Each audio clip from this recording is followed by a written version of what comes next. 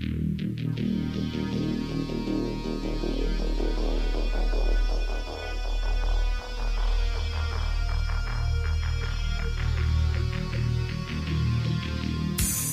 to Paranormal Central, broadcasting live from Central California with your hosts Jeffrey Gonzalez and Alan Thomas. Broadcasting video worldwide at ParanormalCentral.net and broadcasting audio on the Dark Matter Network at ArtBell.com. Are you ready to witness something that you cannot explain? I'm looking for you. You're looking for me. We have to decide what it will be. Can it be true? Can I believe the unexplained? Look into the sky. You realize you're not alone.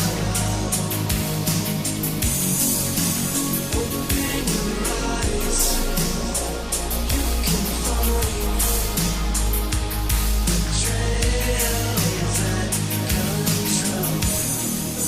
Hello, everyone. Welcome back to Paranormal Central, broadcasting live on ParanormalCentral.net and on Dark Matter on the ArtBell.com network. Welcome, everybody. We are happy to be here with everybody tonight. Got so much going on, and I mean so much going on. We are going to be on TV, national TV tonight, and we are here to talk about that. We actually just came back from a Bigfoot excursion, and we are tired, sweaty, smelly, and that's just them, not me. And so we're going to have a good time tonight. We've got 2 hours, and we got so much information. Well, Mickey wasn't here for that anyway, so. All right. Ellen Thomas, where are you? I'm over here. How are you guys? All right. We got some people in the studio today, and we're going to introduce you to everyone. Again, welcome. My name is Jeffrey Gonzalez. I am your host with my other host, Ellen Thomas, and we appreciate you guys being here with us today, because without you, we have no show. Simple as that. I'd also like to thank the Dark Matter Network, ArtBell.com, for streaming us live worldwide on their system. Appreciate that, so that way more people can listen. For those who don't want to watch us, they can go to ArtBell.com and listen to us there. So, hello, everybody.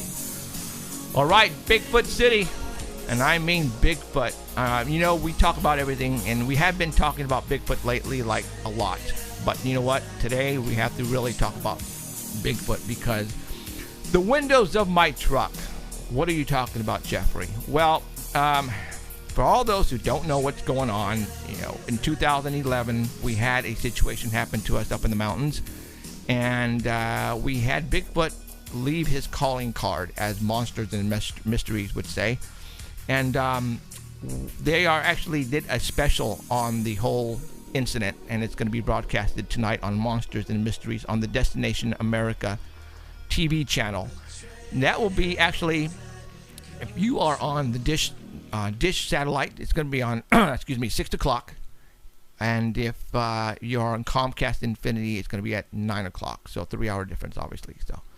Okay, but first, what we're going to do is we are going to go ahead and contact Ken out on the East Coast.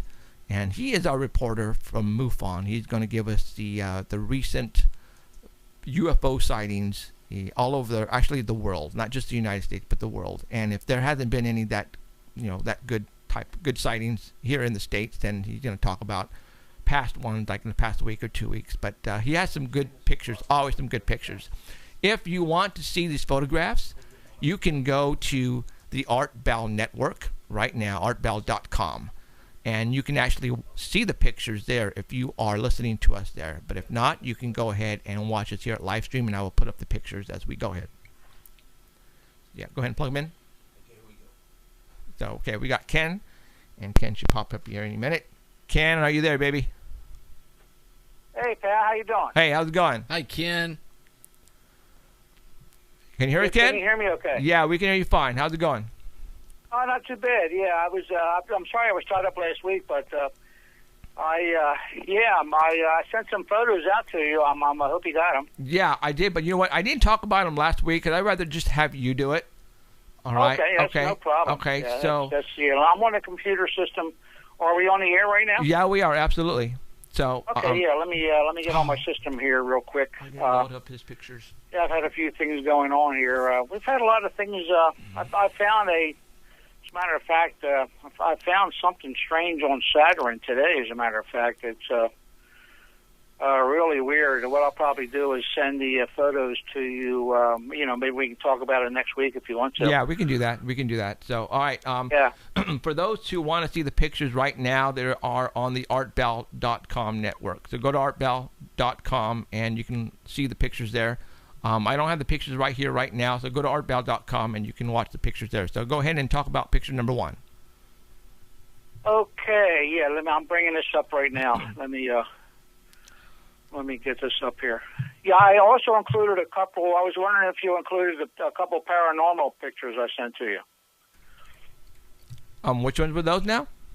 I think it was photo 4 or 5 or 3 and 4. There was a couple photos of photos we took Christmas Eve, and there was some strange things in the photos. Oh, so I was wondering if you got them or not. I did get those from last week. So now, did you send me some new ones though, didn't you?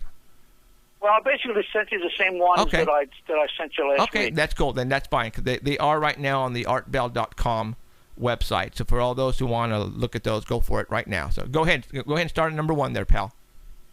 Okay, let me see here. Number 1, that would be. Okay, yeah, that was December 31st, 2013. It was at 8:53 p.m. That was in Atlanta, California. I believe that's how you pronounce it. A brief statement from the witness. I went outside after hearing what sounded to be gunshots, but I said it's only 8:53 p.m. Why would anyone be shooting? I looked up in the sky, and there's what looked to be like balls of fire ascending upwards in the sky. There were about 6 total before I got my camera. 3 already disappeared, and 3 are still there until they disappeared, as if they left the atmosphere. So this was a very interesting photo that came over. Just let me verify I have the case file on there, I believe. I'm just verifying the photo right now. But now you have it up. That was very interesting. It looks like there's some structure there. There's 3 objects, and I'm not really sure if these are connected to something that you cannot see or what the story is on that. But I thought that was really pretty cool. You can put up number 2 if you like. Okay, go for it. Number 2. Okay, yeah, photo number 2. That was this was a strange object over Louisiana, Pine Prairie, Louisiana. This was on March 19, 2011.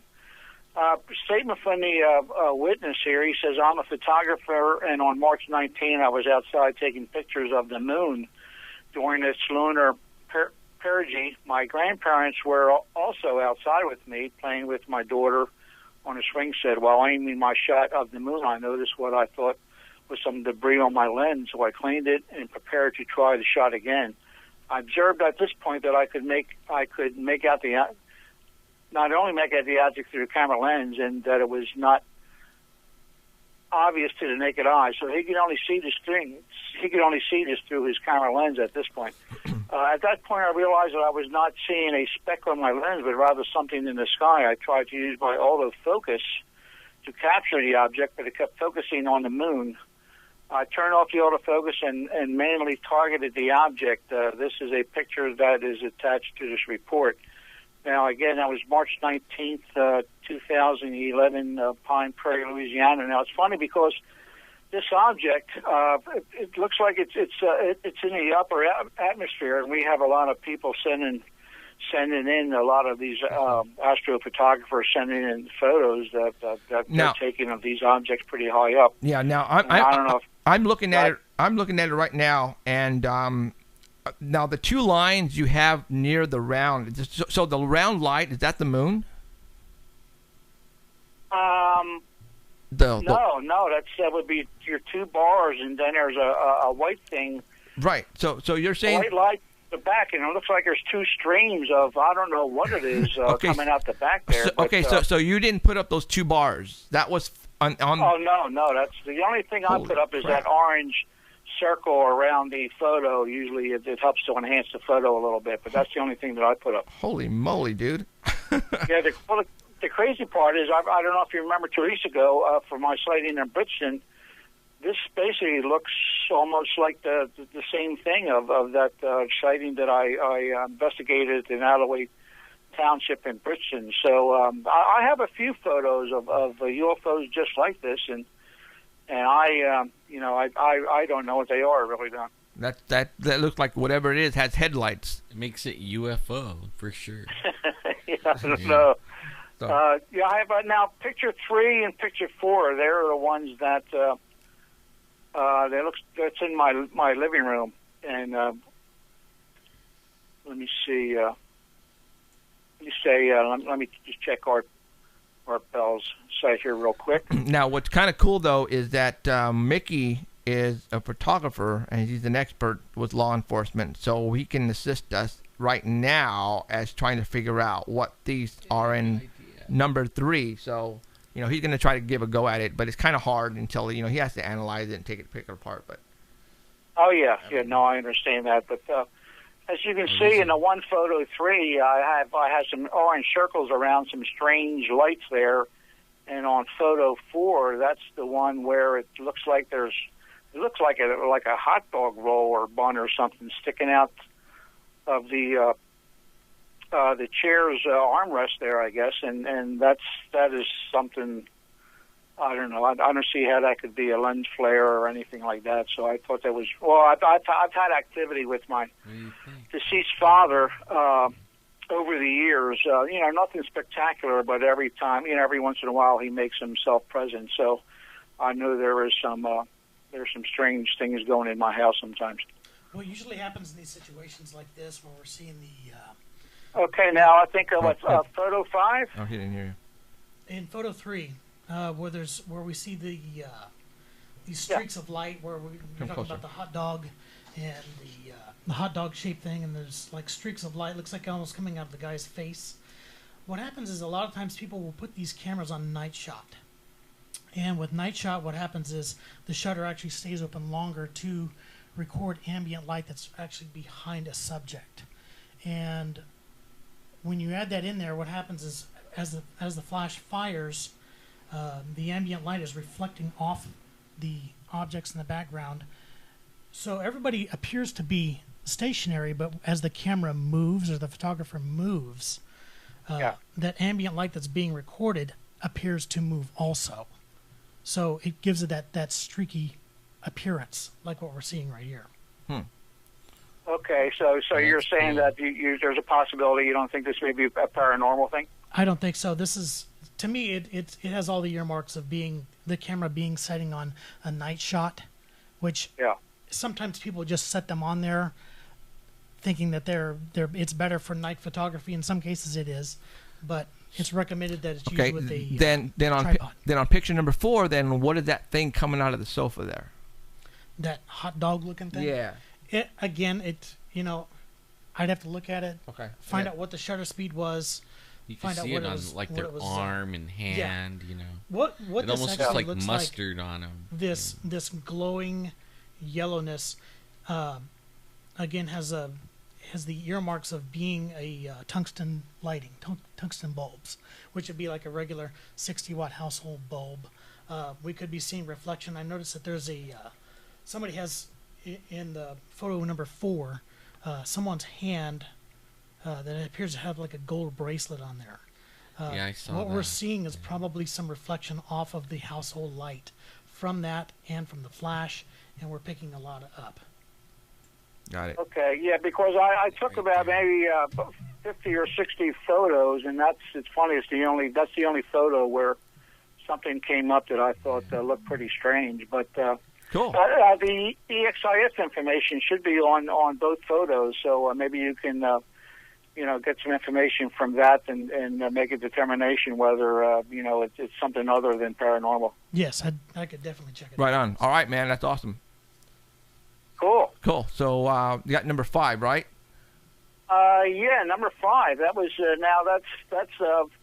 that just came up. It's January 2nd, 2014. So this was about 10 days ago. This is a MUFON case file from St. George, Utah. Apparently, it looks like more of an astro shot to me. But the brief statement is the moon was supposed to be big due to proximity to Earth. I took the camera out, took some pictures. I saw the object and tried hurry to get a decent photo shot. So apparently he actually saw this object around the moon there, and he said the batteries went dead. I hurried into the house to change the batteries, and upon return, the moon was behind the western ridge. I looked for the object but didn't see it. My thoughts are that it may have been orbiting our moon. In photo object, you see the object at the bottom of the moon there. So apparently, he ran in the house, came back out, and then this thing had already either orbited the moon or just flew away or something. So that's what that was all about. I thought it was very interesting. Cool. Very cool. So, all right. Very cool. All right. Anything else? No, that's about it right now. Okay. I'll send you some more for next week. And Absolutely. I have already a few of them lined up. So that's great. Hey, Okay. I appreciate you guys having me on and plugging my website, worldufophotos.org. Just check it out. Okay, and for all those who want to go and look at all of he has a lot of, we're talking thousands and thousands of photographs, and you can go to paranormalcentral.net to the reporter's link, and all the information on Ken is right there. So, Well, I even have right on the home page. Mm-hmm. If they scroll down a little bit, I have 2 links to both of his websites. there you go. There's some pictures, and you Okay. just click on the picture, and it'll go right to your site. Sweet. So, all right, man. All right, Ken. Appreciate it. We'll talk to you next Sunday. Okay. I want to do one. Yeah, you guys take it easy, and I'll talk to you next Sunday. Okay. Thanks, man. See ya. Thank you. Bye. Bye. I can't. Okay. So he's gonna go ahead and get a hold of Danny. So go ahead and go and hold Danny. And for all those who are watching right now and listening, obviously, we have Micky Burrow in the studio with us, with Jimmy, who's out of the camera. Say hi, Jimmy. Hi, Jimmy. And we have also Robert Scott, who is taking the Emerald's place today, but he's also part of the team. And for all those, again, the reason why we have Micky Burrow, law enforcement forensic officer, is that he was with us. He's actually going to be on TV tonight with us. It's the 3 amigos right here. On the Monsters and Mystery broadcast on the Destination America We're channel. going to scare America. So Mickey plays a big part of the show tonight on TV because he adds credibility to what happened to us. So there you go. All right, and we got Danny on the phone for the Squatch Report. Danny? Hey, how you guys doing? Hey, long time no see You didn't fall there. asleep, did you? I tried to. At least I got a shower, though. I can smell you guys from here. Yeah, thank you. I can smell me too, dude. For all those who don't know, we just came back from the mountains. It was Danny, who's on the phone right now. It was Robert Scott, who's behind the mic over there, and then Jimmy, Alan, and myself. We all took a trip this morning up to the spot where the windows. Blowing Mickey away. No. So, yeah, poor Mickey. And we just got back literally an hour ago. I mean, I was rushing. I'm not supposed to be doing this, but I was driving down the mountain, and I was sending Art Bell. .com all the pictures. So all the guys were in the back seat screaming at me, "Stop it!" But I had to do it. So, all right, we got Danny on the phone, and what's going on? I know we just talked to you, not too long ago, but what are we going to talk about here? Oh, just the TV shows that came on this weekend and stuff like that. Yeah, absolutely. Go ahead. People have to understand that they're going to edit these shows whatever way they want to. Right. To make them interesting or draw any kind of controversy. So what? You guys saw it firsthand with Nat Geo when they did Chasing UFOs. Yep. What and what show are we talking about? I was talking about there was a couple that were on this weekend. I missed one of them, but the first one was on Spike TV, the $10 million bounty Okay. for Bigfoot. Right.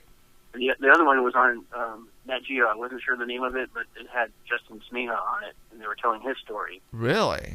So he was like on TV twice. Him, they pretty much messed up Really? the story. Then Nat Geo also did Chasing UFOs. Yeah. So that pretty much a given people were there. complaining about the story on there and how it was different from the story that he told on the $10 Million Bounty, because he's also on that show too. Right. But people also, he was defending himself online, and it's true what he said. You know, these people go in there and they record for a week or however long, and they end up recording like 50 hours worth of footage, to which they only use 45 minutes on TV for an hour show. Right. So he was saying that on the Bigfoot Bounty, they showed 20 seconds of a 2-hour conversation that he had with that group, where he explained his whole story and told them and answered questions and everything. You know, when they edited, it's totally different from what he said. Right, and I actually watched it because it was the first episode, and because what we do, you know, we have to watch these shows. So you're right, because it had him telling everybody who was sitting down listening to him. He actually said, "I choked the little baby Bigfoot to death." Yeah, for those who don't know, he claims to have killed an adult Bigfoot and an infant Bigfoot up north of Lake Tahoe, the Truckee area, 2 years ago. And it sounded like a pretty convincing story, but again, he doesn't have any evidence because he left the bodies there. And when he went back to go get them, he said it was they were a gone. monster. So. Yeah, you know. Pretty weird. And we met him, right? You met him, Danny, and Jeffrey met him. We all met him, like, probably really, like a couple of months after the actual, when he did it. If you talk to him, he's actually been telling the same story for the last 2 years. But when you put it on TV, it kind of gets jumbled up. But you can go on to YouTube and see his interview. Someone did, Roe, I believe, did an interview with him after it happened, and that whole complete interview is like an hour long, and it's on YouTube, so you can go watch it. Well, he's that's actually pretty much the exact same story that he's been telling. He's actually on Monsters and Mysteries, the same one we're on. He 3 weeks ago or something like that. Episode, I believe. Yeah. Right. So his story is out everywhere. If you want to go, figure out which one is the truth, you can go listen to either one. So, for the record, I believe him. Yeah. Oh yeah, I mean, don't believe what you always see face on to TV, face with them. You still have to do your own research. Right. I looked right in his eye. I mean, I had a Bigfoot in my sights. He had a Bigfoot in his sights. He pulled the trigger. I didn't. That was the only difference. I mean, almost the same. And I could tell by the way he was talking and looking at me. He shot a monster. Mm-hmm. In his eyes, it was a monster, and in my eyes, it was a monster, but only it resembled a man way too much. And I got the same feeling from it when I talked to him as well. Oh yeah, that's right. You still have to watch all these shows. I mean, there's a lot of information that you can get from these shows, like Finding Bigfoot and this $10 Million Bounty. I mean, we were talking about it today, Alan, and if you're going to collect scats, now you know how to collect it correctly. Yeah, right. I mean, just watching that show. Right. That was actually and you can learn cool. what not to do and what to do and what you'd be interested in trying to do. There's still some stuff that you can get from it, so you can't just dismiss these shows. You can actually find out from sightings that were in your backyard that you never knew about. So, right on. Still good to watch these shows. Yeah, I'm gonna try to watch it next time again. I mean, I forced myself all the way through this one. I really did. I had to force myself too, man. It was hard. It was but, hard. It was Survivor Man. So. It was Survivor Man, and you know what? I'm gonna make a prediction on that show right now. Who is gonna win? Drum roll. Bigfoot. That's who's winning. Those guys aren't going to win. I'm going to tell you that. Yeah. So, right on. So, the other thing I wanted to talk about was sorry. video that Alan had posted. Oh yeah. Video. Alan posted a video today, yesterday or today? Yesterday. Last night. Last night and it's on his wall and my wall on Facebook. I'll put it up on our website later tonight. Okay. So everybody that wants to go to ParanormalCentral.net, they can see it, and maybe somehow I'll forward it to Keith and get it over to Art Bell too. Okay. I'll email it. It's a YouTube video basically. So okay. Yeah. Go ahead. Yeah, it's a YouTube video shot up in the Sequoias, pretty close to where we were today. and it shows some kind of upright creature running through the forest there. Kind of looks like an orangutan. It's pretty weird. You know, the pros on it, you know, it's wide, it's muscular. The knees have a nice bend on them. It has great agility. They show it jumping down the hill and then jumping over some rock or something in its path. It doesn't look like a suit.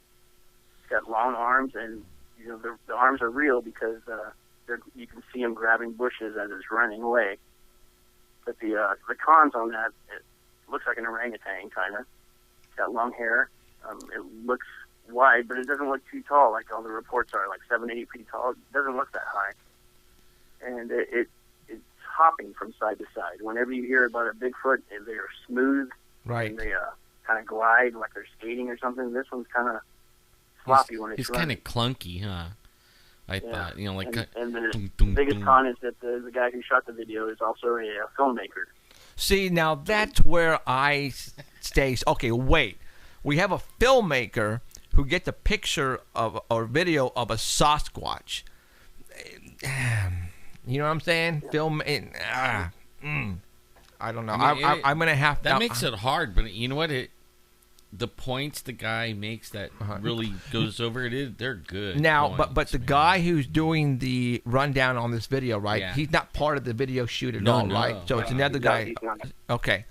Well, I'm gonna take a look at it. I haven't. You can't see the face at all on it, too, right? So that's another con on it. But if it's a fake, it's very well done. Okay. It's probably one of the better ones, but right. It's I gotta take a look not at like it. any of the reports that I've heard of what they look like. Okay, because I've been really busy. I haven't had a chance to watch it, so. You know, and it's been a long day. Right, a long day. And so since I have you on the phone really quick, I am going to, well, no, that's okay. No, we're good. So, okay, anything else?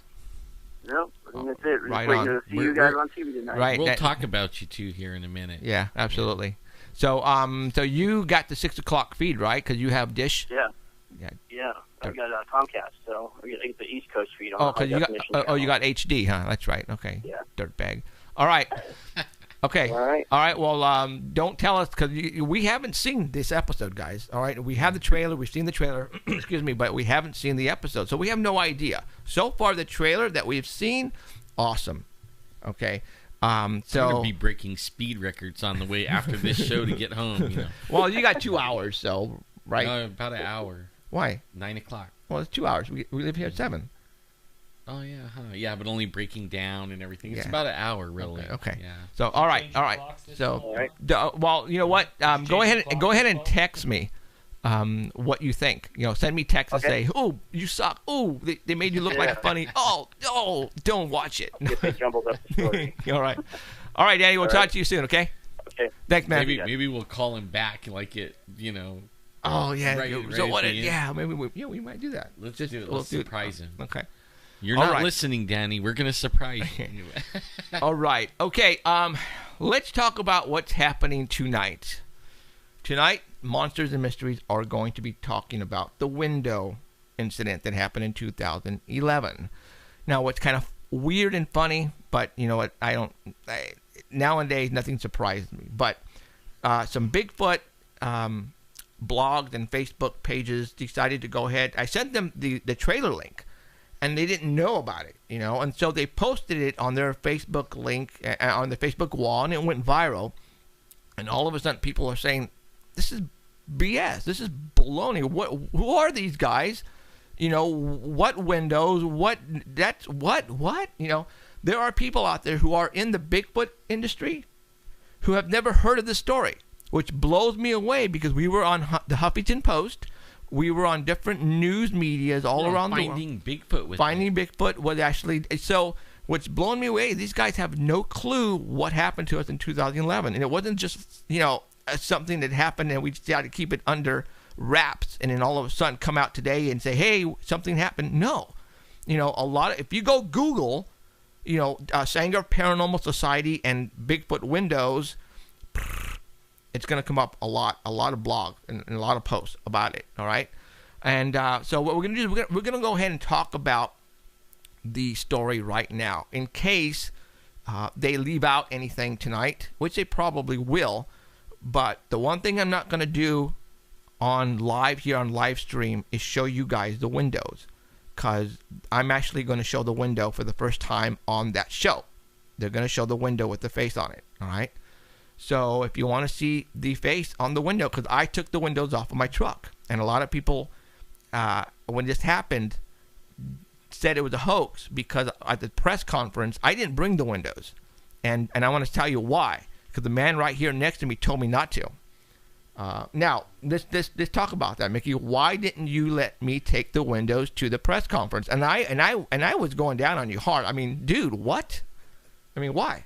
Basically, you want to try and preserve what you've got there. You don't want to expose them to external environment, and if there is DNA on there, preserve it as best as possible. Right. And that's where I just, you know what, I knew we were going to get slammed. That if I didn't have the windows up there, we were going to get slammed. Now, at the press conference, Mickey was there. Jimmy was there. Alan was there. I was there. Danny was there. Trevor was there. David Ragosta was there. Joe Walsh. This didn't happen just to me and Alan. This happened to a bunch of us that we were on a camping trip. We have a principal at a high school that was there. We have a correctional officer who was there. We have Danny Valderrama, who was also there. And then Alan, and then myself, and then Jimmy came afterwards when we arrived to pick up the trucks. And that's when the window situation happened, and he was able, he was there when we found him. So what we're going to do right now is we're going to, for those who are watching right now who have no idea about the windows, we're going to show you guys some pictures on live stream right now.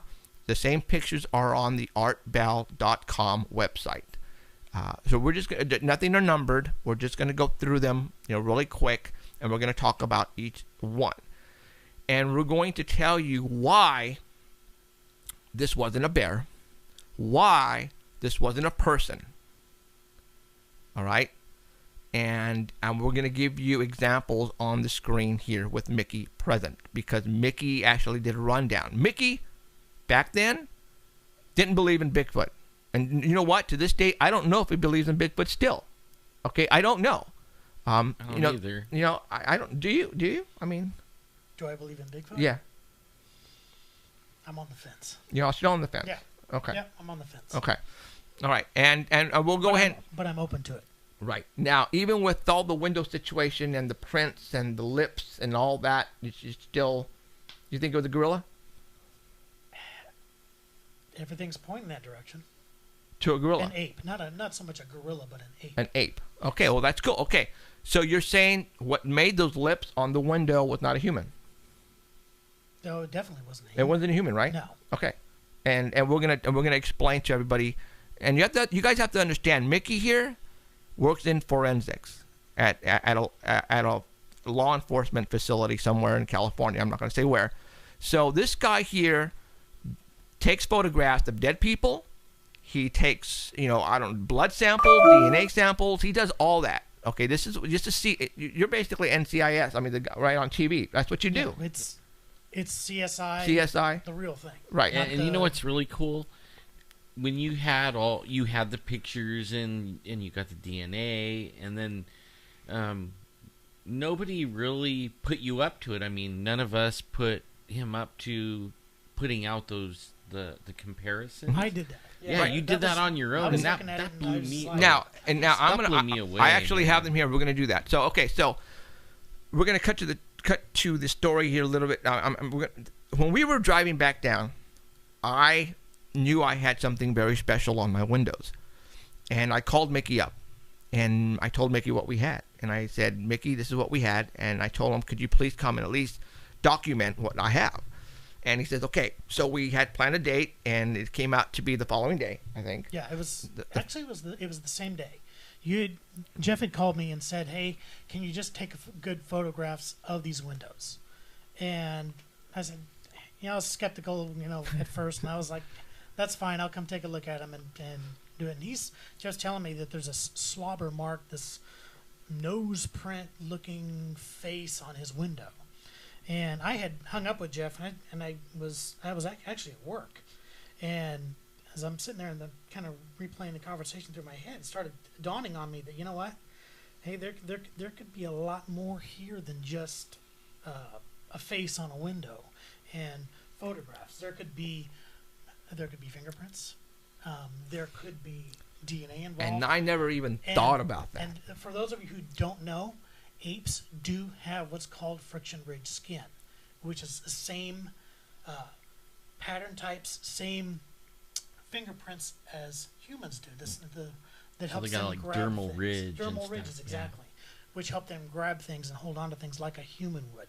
So that's why I went in there examining it for latent prints also. Okay. Not only to just, say, hey, one of these are ape prints, but, exclude human involvement in there. Right. And that's what at the time, I just needed to document this. That's why I had him over. So what I'm doing right now on the live stream on paranormalcentral.net right now, I have the picture up of the back window with the face and the body picture basically.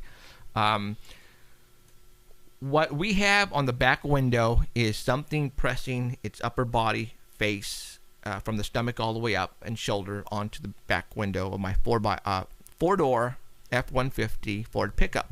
And on the front window, we have a set of lips and nostrils and some knuckle prints possibly. And matter of fact, I want to go ahead and show that next now because that's where I think blows a lot of people away here. Okay, I'm gonna bring it in here. Okay, what you're seeing right now on live stream is the front window. And you can still see it on Dark Bell. Absolutely. Go to artbell.com, and again, the numbers, the pictures are not numbered. So, but right now, what we are looking at is the driver's side window of my truck, and this photograph here, what we're looking at is, in the center with the red arrow, is we're looking at this. All right. As a matter of fact, I'm going to bring it in a little bit more so you can. I'm going to bring it up on the screen a lot more actually. And what we are looking at here is a set of lips and nostrils. Now, when you arrived at my truck, Mickey, you started looking, right? I mean, at my window. Mm-hmm. What did you look? I mean, what caught your attention right away, though? What first caught my attention was obviously the what we've been calling the slobber mark on the window, but also the two. They're either paw prints or hand prints. Now I've had people ask me, hey, these look like paws, but you think about with apes, when an ape walks, especially a chimpanzee or a gorilla, when they are on all fours, they walk with their knuckles on their front paws, or the front hands. So if something was to go up and actually look in this window, what they would do is they would stand on their hind legs, and like they would walking, if this is an ape, put their knuckles on the window versus putting their open hands on there, because open hands is what humans do. Right. Okay. Apes, they walk on their knuckles, so it put itself up there. And that's what we have right here at the bottom left-hand corner of this photograph that we're looking at right now. And at first, I'm thinking the first 3-4 months, I tried to get my handprint to look like that. I thought it was fingers, and I was going, I don't understand it, but it's the knuckles. It's what we see. Exactly. Yeah, it's the knuckle portion of the hand. If you're seeing me on the live stream right now. Yeah, you know what? What I'm going to do is I'm going to now control bar. Just so people say, "Oh, that's kind of crazy." There is hundreds of reports of Bigfoot running on all fours. And sometimes they'll be running along and then drop to 4, and then sometimes they're on 4, and then they'll stand up and start running. Which, if you look at a silverback gorilla, what do? They run on all fours. And the Bigfoots actually can really run fast on all fours, and they do it for, to get away, like lower their profile and get away through bushes and tall grass. I mean, they can really book. And I've seen several videos of them running on all fours. So, I mean, it's not... What you're saying actually works for what what we're looking at. Seeing. Yeah. Now, but what a lot of people don't realize, okay, there are the knuckles right there. I mean, I can see knuckles and the whole, But what's tripping me out though is I get it now. Is we're seeing this part. Is that right? I'm thinking it's the outer portion. Like The outer portion. This would be the middle portion of your finger. Okay, this part here. Yes. Okay, and I took measurements of that, and those suckers are like 4 inches, 3 inches actually, I think. Would you remember what they were? Offhand, I don't remember. They weren't humans. They were awfully big. Okay, now what a lot of people don't realize is what was on the door. You remember? I don't remember. There was a thumbprint. There was a thumbprint. Thumbprint? Yeah. There was a thumbprint right down there. For each hand or paw or whatever, there was a thumbprint. And I'm gonna see if I can find that. Hold on. That's something Jim pointed out almost like right away when we. I was gonna ask Jeff just now if he had a picture that shows the thumbprint down on the paint just below the glass, because I did notice that right away. Yeah, and you know what? Now I want to make a point too, is when we're looking at this now. Bears have what do they have? A pad attached to their feet. They have claws, right? Yeah. We don't see any claw marks. Right, No no claw scratches. marks. No. Yeah. So if this is a pad of a paw, there's no claw marks. The thing's walking in the mud. This is going to have mud on its claws also. So the mud, you're going to see scratch marks up there. And actually, when bears, like when they leave, they don't like bounce back and let go of the door. They actually they're mean. They just slide right down the door and they'll tear your whole door up. Okay, now With all kinds of what I have here is I actually have Jimmy's hands as a model. Jimmy showing us about them thumbprints. Now you can't see the thumbprint because his jacket is blocking it. But at the very bottom of the door, there is a thumbprint.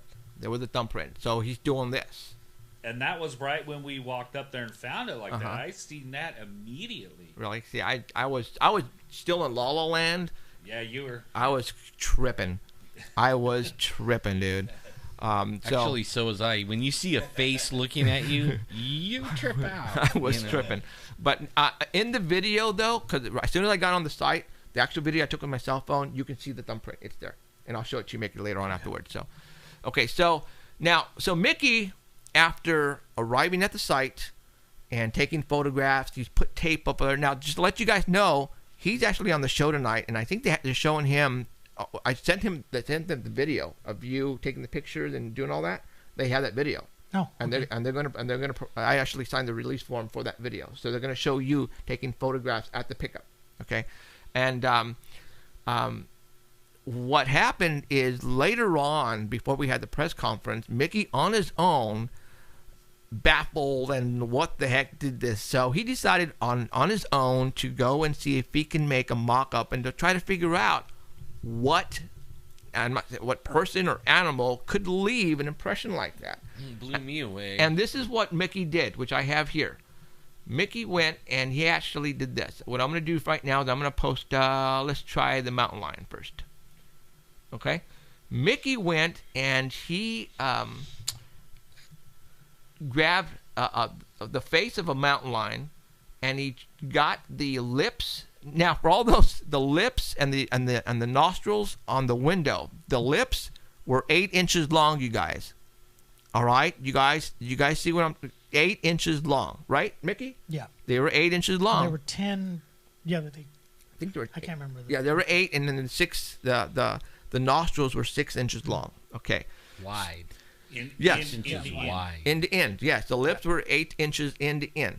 All right, those were the lips. So imagine you guys out there in Radio Land, if a woman put lipstick on and kissed a window, all right, those lips would probably be 2.5, 3 inches, I'm thinking. Even if she was smiling, it would not even come close Right, to that. right. And you can tell those were lips.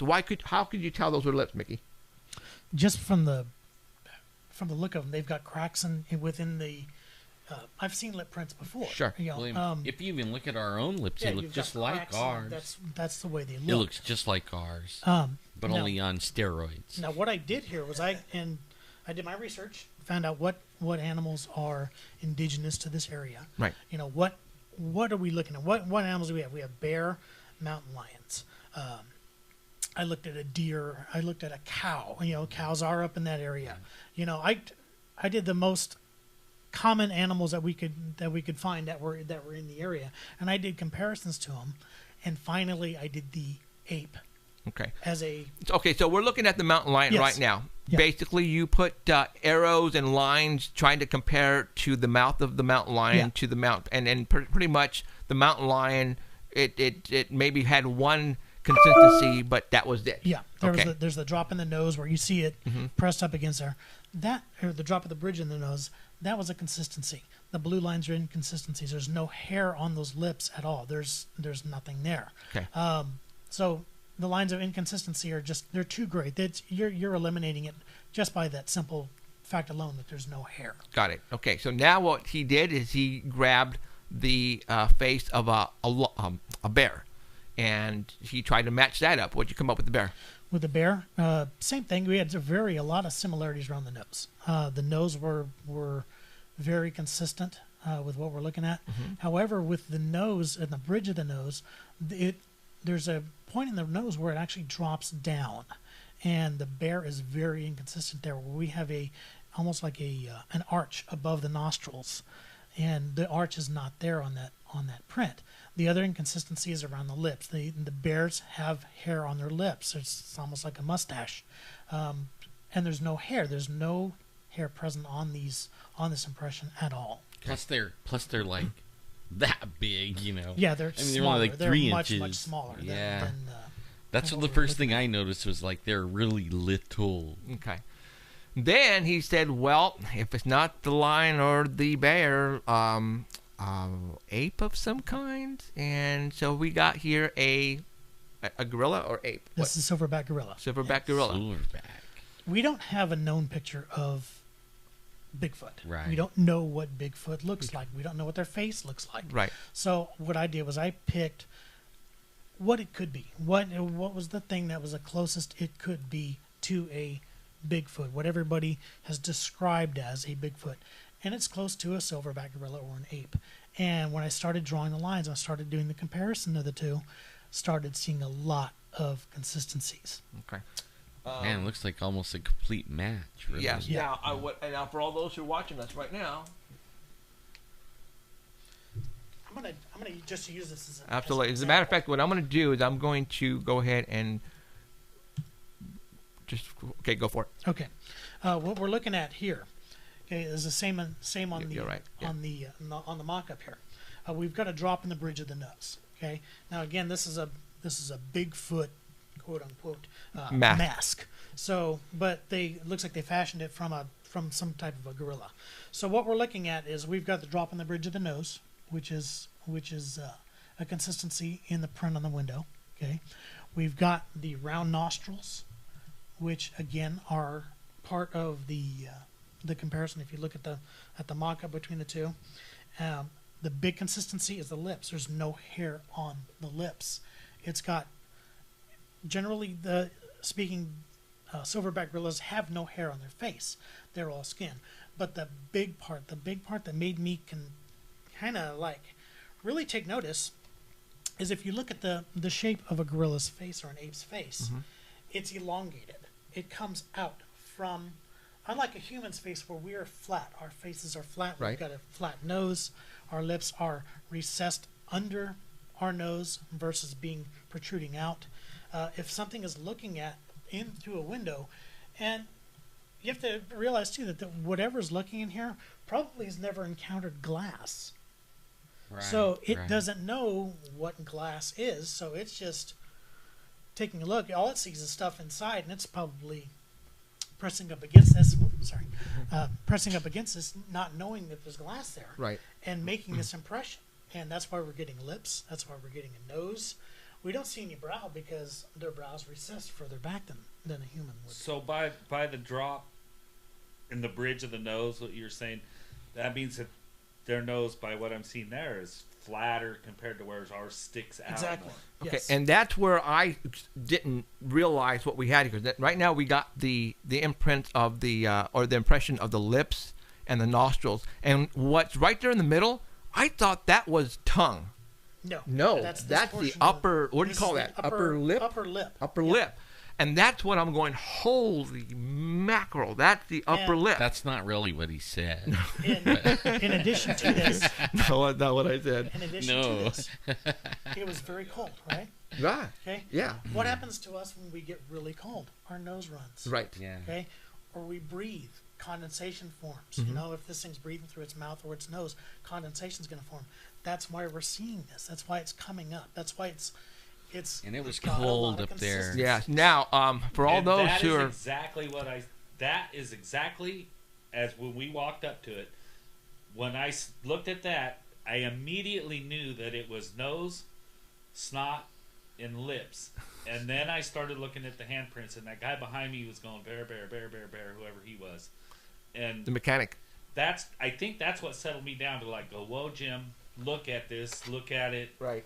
you know, and calm down and look at it. Oh. And then I saw the knuckles and the thumbprints. Uh-huh. And as soon as I saw the thumbprints, I said, human, ape, raccoon. That's it.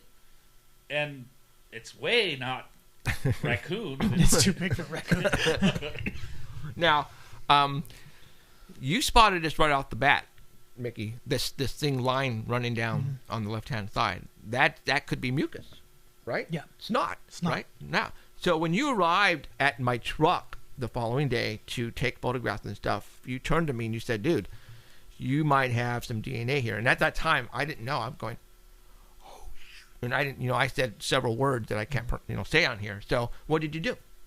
Well, after thinking about it, after like I said, after our conversation, running through my mind, remember I did call you back and say that there could be DNA. Yeah, you did. Right. And I was freaking. And so came out, started looking at it. Well, DNA now is extremely sensitive. We've had instances at the agency that I work for where the gun has gone to a lab for examination for DNA. And one of the examiners, his DNA was showing up off of the weapon, and he had really nothing to do with his weapon. He all he did was take it in. Well, what he had done is he didn't even touch this weapon. All he did was breathe on it. He was down close to the weapon, looking at it, breathing on it.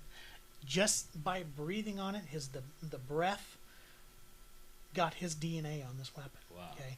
And we are able to extract DNA from just touching. It's touch DNA now.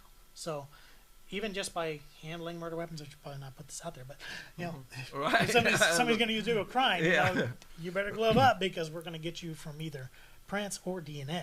Well, if you see a criminal running around with a nurse's mask on, He's a fan of our show. Yeah. Yeah. Oh my God. funny, man. That's funny. DNA is transferred. I mean, it's easily transferred. Easily transferred. Okay. But Well- isn't there a way, like now that if you know that, you could take that DNA and take it out of the test?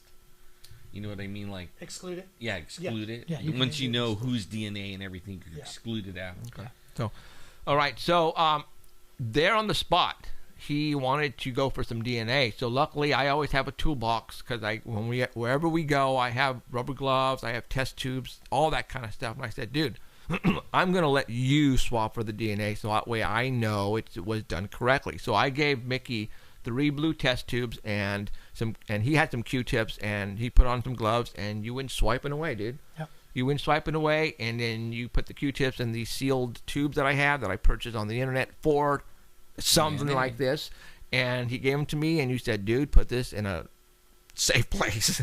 And I did. Refrigerated. Yeah. Not frozen, but refrigerated. Which I did. And so at this point in time, and that's another part of the story, so we'll get to that. But and then Mickey went on his way, and after that, that's when he did the mock-ups of those 3 pictures that we just showed you. So anyway, so now what we're gonna so at that time I brought the vehicle back home, and my friend called me, and I told him what had happened, and he too started to laugh at me, and I said, no, dude, this happened for reals. And he goes, well, where are the windows? And I said, well, they're on my truck.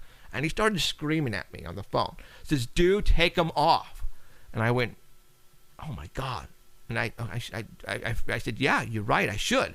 Because what I have on my windows is possibly, oh my, Once in a lifetime. Better shot. get him out. Yeah. So I called Ellen and I said, Ellen, do you know anybody who does windows? And she says, duh, Jimmy. And at that point in time, I didn't know. I didn't know Jimmy, but I had no clue that your wife works or the manager at. There you go, and on Blackstone, and so they made some calls. We'll plug that again, All-Star Auto Glass. Even though I paid for them. Give you the phone number, but so I called my boss the following day. He said, "Dude, I'm going to be in 3 hours, late because I'm going to get these windows off, and I'll tell you the story later." And so I went in, and that's what happened. So did your boss really like you taking that? Did he trip out when you told him? Well, you know what? I don't think I told him the reason why. Okay. Go to the dentist. Okay. His truck got broken into. So I had the windows removed. So right now, everybody, I've got both windows in a secured environment type of situation. And I have the windows. A lot of people. Like a while now. Yeah. How long? Yeah. It's been 2-3 years now. Yeah. 3 years. So, a lot of people did not. When we did the press conference, do I have a picture? Like the show that we did tonight, these windows that we're talking about are going to be really revealed really well. And that is like 2 years after. And there is still the images on the windows still. Well, you know what? We only showed the one window. The face, the back window. The front window, it was, you couldn't really tell anything. Yeah. So I'm holding up. The back one still has the face on Yeah, it, as a matter of fact, it does. So that's what you're going to see tonight. Now you guys are probably going, well, what? I want to see this. I want to see what you guys. Okay, well here it is. All right, this was a photo. Greasy beast. This is actually on a blog. It actually was greasy. This was on a blog. I didn't do this. I got this off the internet. It was greasy. Yeah, this really was what greasy. you guys are witnessing right now. It was on the internet. You can just type in Bigfoot, Sanger Paranormal Society, Bigfoot windows, and all that, and this comes up. So I saved this picture. I'll have that all up on our website later. Yeah. And send some to Keith. Keith has all these. Oh, artbell.com. They could go look at it. Artbell.com has every single picture we are witnessing right now. Okay. He has all of them. When I arrived, or when we all arrived at the campsite to pick up our trucks, and I walked up, this is what I was looking at, which totally blew me away. All right, and I started taking video and taking pictures, and this is what you see right here. All right, that right there froze me in my tracks and gave me goosebumps. See, now I'm the opposite. To me, that just looked like a smear on the window. Me too. And then, but the front window, I immediately saw the lips, the nostril, and the thumbs and the hands. See, I was the other way around. Me too. I saw that looking the at me. eyes, the nose, Fu Manchu. See, you use your little pointer and show where the eyes and everything. See, the and socket. I didn't see that until Alan pointed it out. The nose, like 2 days later, and like a Fu Manchu type of, possibly shoulder. I don't know, but that's what somebody got this and inverted it, and that's what you see. But this is what was on the back window, guys. All right. And now this is something I thought of like instantly. Oh yeah, go ahead. Okay. I saw the lips and the nose on the front window. Okay, and then I was like impressed, like, yeah, that's cool. But then when I got to the back window, then it was like, shock city. It stopped me in my tracks. Here's this Bigfoot looking in there. And then the first thing that went through my mind was, how come there's only lips and nose on the front window, but then there's a whole face print on the back window? And then it dawned on me, the back window was privacy glass, and the front window was not privacy glass. So when it went to look in, all it had to do is just get its nose and lips, and it was seeing inside the car. Block the glare out Right. of its head.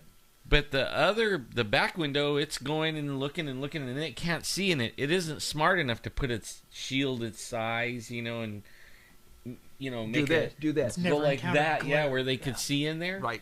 So what it did was it actually stuck its whole eye and face and chest and everything right up against her, trying to see inside there. And I mean, immediately I knew that's why that whole side of its head and everything was on the window, because he couldn't see in the window like the other guy was looking in the window. So that means, okay, so that means we're thinking there possibly may have been two. I think there was two. Now let's bring up the other fact. Okay. Okay. People have been speculating, hey, how do you know this is a Bigfoot? How do you know it's not a bear? You know, what was in the bed of the pickup? Okay, when we had to leave our trucks there, people, in a hurry because it started to snow, we started throwing everything that was around the campsite into the back of my truck.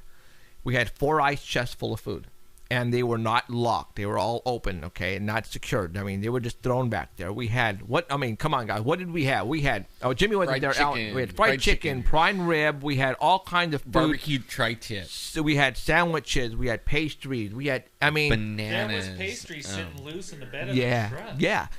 You guys have to understand, when we go camping, dude, it's like it's a smorgasbord, but we're at like Steakhouse City, all right? So we don't hold back. We take everything with us because we're just slobs and we love to eat. Yeah. So, and that's what was left in the back of this pickup. Now, that's how Mickey's saying, if it was a bear, Jimmy, Mickey, everybody who goes camping, if it was a bear, the truck would have been destroyed. The truck would have been destroyed. Yeah. If you go to YouTube right now, everybody, and you pull up bear destroys car for food, I'm sure there's going to be tons of videos that come up, and you'll see a bear. If it's a car and there's a window is cracked open, it will stick its claws in there and it will break the window and it will get inside just for freaking crumbs, right? Yeah, crumbs. And that was the other thing. That guy behind me was going bear, bear, bear, and I'm looking at nose and lips, and he kept going bear, bear, bear. After I looked at that, then I was like, well, look at all this food in the back of this truck. If there was a bear, it would be all over the side of this hill. Right. It would be scattered. And that's what he said. He goes, you're right. I'm sorry, Mickey. He goes, the mechanic who David brought down, he goes, oh, wait a minute. That's food back there and it wasn't touched? And he goes, then you know what he did? He goes, that wasn't a bear. And he walked away. Now, in law enforcement, we have what's called the totality of circumstances. Okay? You take everything into consideration. Why did things happen the way they happened? What's the order of things? That right there, you saying that there was food right there, a bear would have got it. A bear would have taken that. I could have absolutely walked right up to the bed of that truck, reached in, pulled out a pastry, and opened it and started eating. Now, just that easy. With bears, and this is something that's happened to me that I've actually done maybe twice in my life. I have walked up on a bear there was an ice chest and he was getting in my food. And you know what? He didn't even let me get near there. I mean, he wouldn't have ran off because you're walking up. I mean, they don't get spooked. He will stay on that. That's his food now, not yours. And they'll drag it off. They'll keep it. And then there's one more. There's 3 or 4 more things that we actually saw before we saw the windows. That makes it even more like Okay, again, the totality. The totality of the evidence, correct? Totality of circumstances. So, Mickey, all right. Go on. Okay, well, no, okay. And that's what I call the barricades. They're the barricades. Okay, the barricades. That's what I call it. Okay, now there's more to it. There is more to it to this, everybody. Now you guys are going, okay, well, so far it sounds like it wasn't a bear. Well,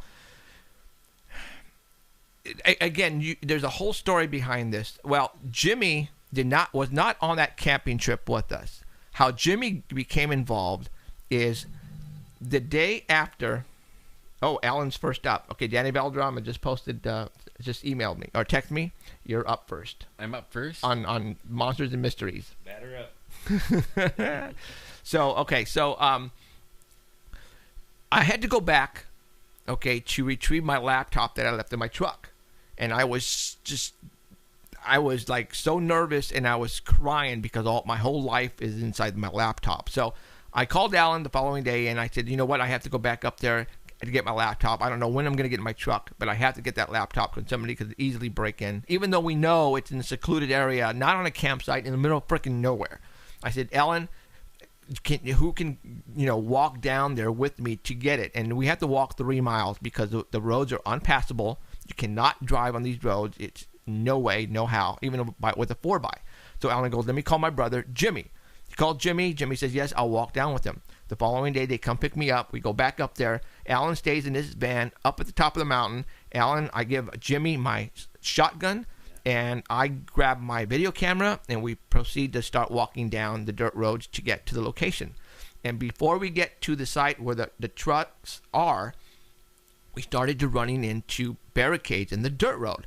Now, you have to understand, 2 days before that, when we left, there was nothing in the dirt road. Now, when I say barricades, somebody or something literally placed broken down limbs, broken down trees on the dirt road prior to the location where the trucks were. And all the way in, you just have to take my word on this. I spent a lot of time in the mountains growing up, deer hunting, things like that. I was looking for evidence of people being in there, tire tracks, horse prints, anything like that. And there was absolutely nobody had been in there since these guys came out. Right. And that was obvious all the way in, walking in. Okay, now those trees, I'm not going to show you the pictures of those trees because... And it rained and snowed. On the way out, it was raining and snowing on us. Monsters and Mysteries tonight will have the 4 photographs of the trees. Now, there was 3, the first barricade, and I'm going to say barricade because it was in the middle of the road. We had to move, it was there just blocking us, okay? It was a old pine tree. It was a branch. Remember, the first one was smaller, and they No, that was the second one. It was the second one. The first one was an old pine tree. The second one... Oh, yeah. Then the second one was the broken limb that was dragged because you can see it. Yeah. Right. And then the third one, which was very odd because it was like a 2x4, but that long, about 8 foot long, 10 foot long, round stick that was placed... A 4-year-old could have picked this up and placed it across the dirt road. Right. And it was almost like the little ones were mimicking the big ones. Right. And at that time, I wasn't that's thinking. what I was thinking. I wasn't thinking like Alan. This was like, we're walking, I go, Jimmy, these were not here a couple days ago when we left. And then he's going, really? You didn't put these here? I'm going, dude, really? Do you think we would put these things here? Now, what's kind of cool about this is that there was a tree stump on both sides. And whatever placed the stick across was perfectly in line with those 2. Okay, wait. Yeah. We'll stop right here. There's some in chat. They're saying, and no tracks. It was raining and snowing, but no tracks. And no tracks. I was just going to say that as we were finding the barricades, right? Jeff is kind of tripping out. Like, how did these get here, Jim? We didn't put these here. I was absolutely there again, looking for tracks, looking for evidence of a human being or anybody or anything that may have put those in the road. Mm-hmm. And nothing. The only evidence in the dirt was the one branch that was dragged. And you could see where it was dragged. Drugged. See, that one of the things is the ground there, the water will pool off into these puddles, but you can't make a track. You know what I mean? We don't even leave a track when we walk on it.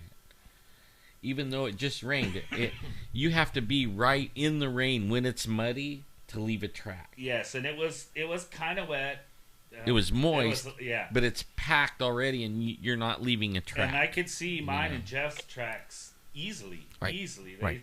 But I mean, you're not sinking down in there. You just see an impression of your shoe. Yeah. That's all. A good impression. If you're barefooted, you could actually walk around there and not leave an impression. Now, prior to entering the second dirt road to get into where our trucks were, you guys have to understand the pits of water.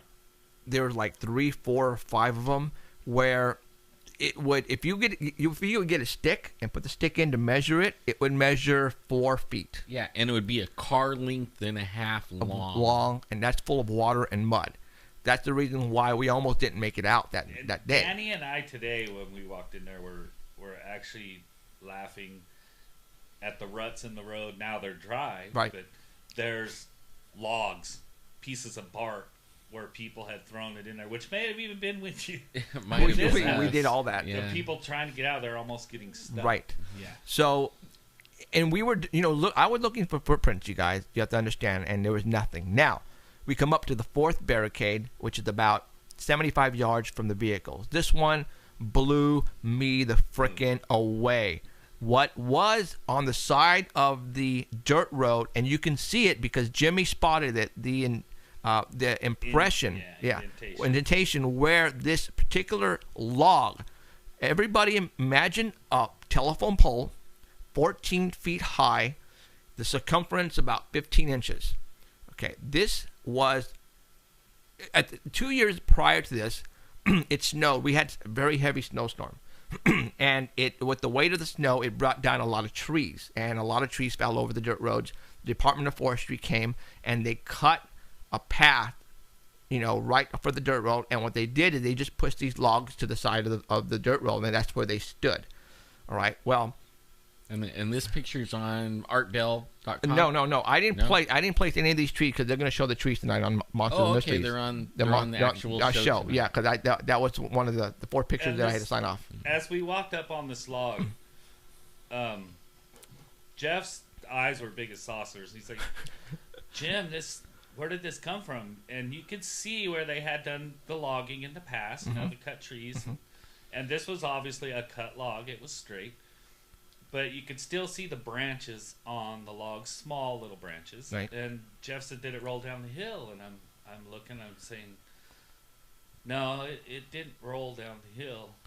And he's like, "How'd it get here?" And I said, "Well, let's keep looking, And then I saw the indentation on the side of the road where it had been sitting, and I said, "Well, it was sitting right there, which is 5-6 feet away, and this thing was long ways in the middle of the road." And he says, "Well, how did he get over here?" And I said, "I don't know, but at this point, I'm looking for horse tracks, motorcycle tracks, tire tracks, because I knew immediately that there's no way a human being moved this log." Now, and also, too, it was at an uphill.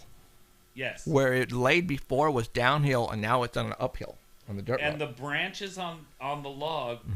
were not broken. And Jeff's saying, "Well, could it have rolled over here?" And I said, "Well, Jeff, if it rolled uphill. These branches would have been broken, and you would be able to see in the dirt from where it was to where it is now, where those branches broke and dug into the dirt." And absolutely not. Nothing's broken. So everybody, what we're describing to you right now, the log is 14 feet in length, because I measured it. Circumference about 15 inches. So this thing probably weighed 1,000 pounds, 1,200 pounds. Well, I know Jeff said he was gonna move it, and I laughed. And he's like, "What are you laughing at?" And I said, "You're not gonna move that." And he said, "Oh yeah, watch, I'll roll it right out of the way." And all Jeff did was slide out when he tried to push it. Right. So. And there was no footprints, no disturbance of the dirt, no tire prints, nothing. No horses. It felt what it looked like. Everybody is something. I'm going to say something because I don't think anybody picked this up. Something picked it up and placed it right in the middle of the dirt road. And there's long ways. There's no evidence of anything being there at all. No. And I thought, okay, this is what I thought. I thought the Department of Forestry came in here, saw our vehicles. And they were there, and we had to leave them for a certain reason. And they saw all the stuff in the back of my truck, and I thought, okay, maybe they were good guys and placed all this in the dirt road to prevent anybody from coming in to stealing all my equipment. But I'm going, wait a minute. Let's think about this. Let's go back to the third barricade, which was a stick about the circumference of a baseball bat that was 10 feet long. That was placed across the dirt road. I mean, how is that going to deter anybody from driving in there? You could have ran over it. You could have ran over it. The same goes for the 2 prior, the broken down tree. It was so easy. I mean, it was so easy. A kid could have grabbed them. Exactly. Thrown them out of the way. So there's no purpose of placing that there. There is a purpose for the 4th barricade, which was that 14-foot long tree stump or tree log. Telephone pole. That was specifically put there to make sure no one went past that to get to our vehicles. And I know a lot of people will relate to this. when you go in the mountains and a tree falls over the road and it goes across the road, okay? And then they saw it, 1, 2, and then bam, it's out of the road. They cut it out. When you place a log long ways in the road, you're making a message that you're not just going to saw that one in 2 places and get it out of the road. I mean, that was I walked around that log probably 5 times. And then when you guys came back and we were going to move it out of the way, and it took 5 of you to, move it, and they tore the road up getting it out of there. And I was thinking, man, whatever put that there was thinking about it, because if he probably seen people, a road goes, the log falls across, they cut it, and then boom, it's out of the road.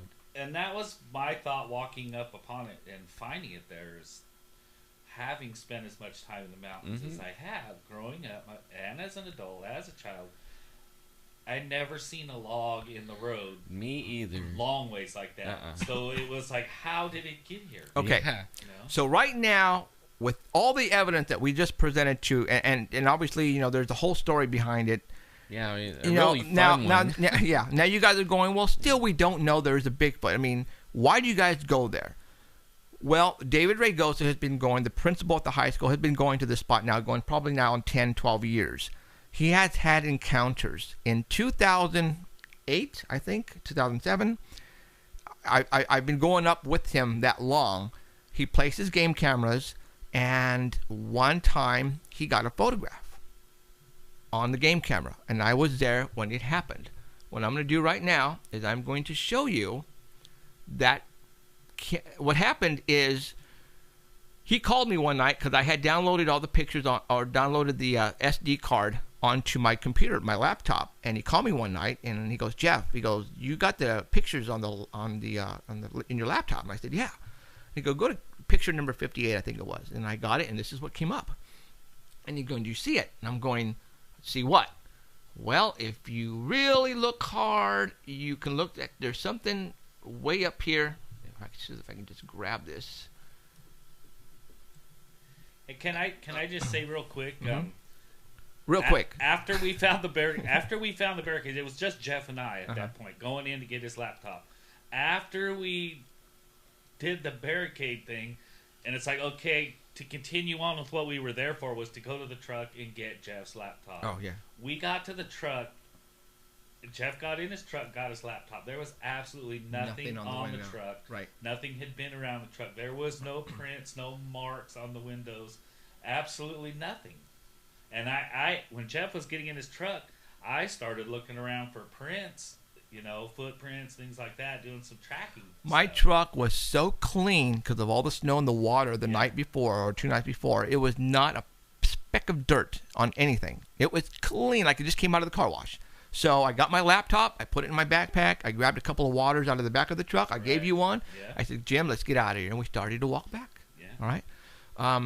And then the day later is when we came back and we found the prints. Now, the reason, like I said, the reason why I am certain that this was the Bigfoot is because David Ragosa has gotten several pictures in that area. Yeah. Okay, this is one of them. What I'm going to do right now is I'm going to show you now a bigger. Do I have a bigger one? Yeah, it's right here. Okay. This was in the same spot where the Windows incident occurred. But this happened in 2008. The Windows happened in 2011. You guys have to understand we go there all the time, several times a year, to investigate, to try to get the best evidence. This is what we do. All right? We're investigators, also not talk show hosts. All right? I founded the Sanger Paranormal Society in 2001 for this reason, to try to find out what is going on out there. We investigate UFOs, Bigfoot, ghosts, everything. So, I'm not sitting behind this, behind this desk doing my investigations and research. I go out literally and go camping with all these guys, and this is what we do because we enjoy it. It's fun. All right? We want to we want to get to the bottom of all this, all right? That's what we do. Well, anyways, what you're looking at right now is a photograph and broken down into 4 different sections. The top left-hand corner is the original print. I had back then my website designer, he changed the colors on it, lined it up a little bit, and that's what you have. the bottom picture right there. All right. This photograph from the game camera was probably about 50 yards, no more than that, maybe about 100 yards, 75 yards to 100 yards away. And that's why it was so far, okay? And it was by the luck of the draw. There was so wind going on, and there was a lot of weeds, and the camera took a snapshot while this thing was almost out of frame. And because I remember that day, there were so many pictures of just completely nothing, and all of a sudden this thing showed up. Now, you guys are probably going, okay, well, it's a guy in a suit. It's a bear. I'm all, okay, let's talk about this, all right? We are in the middle of nowhere. I mean, right? I mean, we're in the middle of freaking nowhere. Robert contested that, Jimmy, Alan. This is not a campground, you guys. It's a campsite. We're not at a campsite. No, there's no campsites around. It's the woods. It's the woods. It's the forest. You have to take dirt road after dirt road after dirt road to get to this spot. All right? So the odds of somebody putting on a suit, and no, it was not one of anyone's. Trust us on this one, okay? We're not pulling your legs on this. This is the real deal. All right? And you know, there not only that, but only like just on my laptop alone, I probably have several hundred to 1,000 something pictures of over the years of us leaving the cameras, and there's picture after picture: deer, bear, fox, squirrel, nothing. And then out of all those pictures, out of several years, we get one. Mm-hmm. And that one probably knew where the camera was and was skirting the area and making sure he was out of camera range. And just so happened the camera, something probably set it off, not him. Nope. And he wound up in the picture, and he probably didn't even know it. Right. But he knew the camera was there and was avoiding it. Probably. Because they avoid it like the plague. Or they run off with it. They'll absolutely take the camera and destroy it. Right. Now, we're looking at this photograph here. You've seen these, right, Mickey? Yeah. And you can see the digits on the hand. A lot of people were saying it was a bear. Well, and I didn't know bear can walk uphill, basically. I just didn't know that. And, you know, people are looking at this and they're saying, well, look at the tree right behind this object. It was a bear scratching its butt on the tree. And I'm all, well, let's think about that. If it was a bear scratching his butt on the tree, then we would have several photographs of this thing probably moving up or down, I'm thinking, right? Now, so what happened is after we got the photograph, I said, well, you know, we got to go back and we got to figure this thing out. And that's not, now, Alan wasn't in the picture back then. Matter of fact, no one was in this room was even in the picture back then. And I mean in the team. And so I took my wife, I took Emerald was there. We went back to the exact same spot and we tried to reproduce it. And when I mean reproduce it, I stood at the same spot. So what I did is I had Emerald take several pictures of me at the spot. Okay. Now that's a very bad one. Let's do this one here. Hold on. All right. And this is like, we're talking a week, 2 weeks after this photograph was taken. In this picture, he's 3'2". No, I'm just kidding. I'm 6'2", guys. Okay. Now the camera angle here, it's way off. It looks like, you know. Well, anyways, these leaves up here. This is where the head of that creature was at. It was up in this area. Can you side by side? It's actually like a little bit higher than that. A little higher than that? Okay, yeah. Now I know it's kind of hard here, so what I'm going to do is I'm going to put this one here, which is a little blurry. Oh, wrong one. But here is, what I did is I zoomed in on it, and then it got pixelated, and that's why it's like this. But these leaves, branches right up here is where the head was at. So the head was probably right around here, and I'm making circles with the mouse pointer here. This is where the head was. So I'm thinking I'm 6'2", 9 foot, 10 foot. Okay. Now this is exactly where this thing was walking up the hill. So there's no tree there. It wasn't rubbing its butt on a tree. All right. It wasn't. I'm sorry. It wasn't. Okay. So this is the reason why we go there, is because of these photographs. This is what is there. I'm going to show you something else here really quick. It belongs to David. plus the roar that they're gonna play. Oh yeah, plus the roar. I mean, every time we go, we get stuff. And today we got something, guys. Oh yes, we did. I forgot. That's why I go back because of the noises. We got okay. Jimmy did a couple of knocks on the tree, and we got a response today. Hold on. Watching it now, it's making my hair stand up on the back of my neck. Yeah, they're making it scary. A friend of mine at work, AT&T, just he goes, Jeff, this is scary. It's making my hairs on the back of my neck go up. All right, and this guy's the truck driver, drives the Boomtown trucks. All right, so go Bigfooting with us. I got another one here. They got the face overlay wrong. Oh well. So, okay. Everybody sees that different. Yeah, everybody sees that different. Does. So, nothing we can do. Okay. What were they just talking about? You guys see everything when you go up there. Okay, the wood knocks.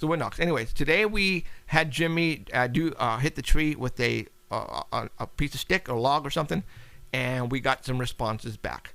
Now, it's really faint in the background, but you guys have to understand, we're in the middle of nowhere. The gates are locked for winter. We had to trek in again, probably 2.5 miles, right? Yeah, I'm thinking about 2 or 3 miles. 2 or 3 miles, and we trekked in about 3 miles, and Jimmy hit the tree with a stick, and we got a couple of responses back. So I'm going to do... I can barely walk. Yes, now. he's on a stick. He's hurting. So I'm going to do, if it's okay with you guys, it's nothing major. But I'll do it again. Tomorrow. It's major if you're out there. Right, Robert, exactly. So what I'm going to do, guys, is I'm going to go ahead and play it for you really quick. It is. It takes on a whole different thing when you're actually there. Experiencing it. Yeah. Well, I mean, finding Bigfoot, they're trying to get this every week. They knock on the thing, they scream in the air, and they try to get a response that they can let everybody hear.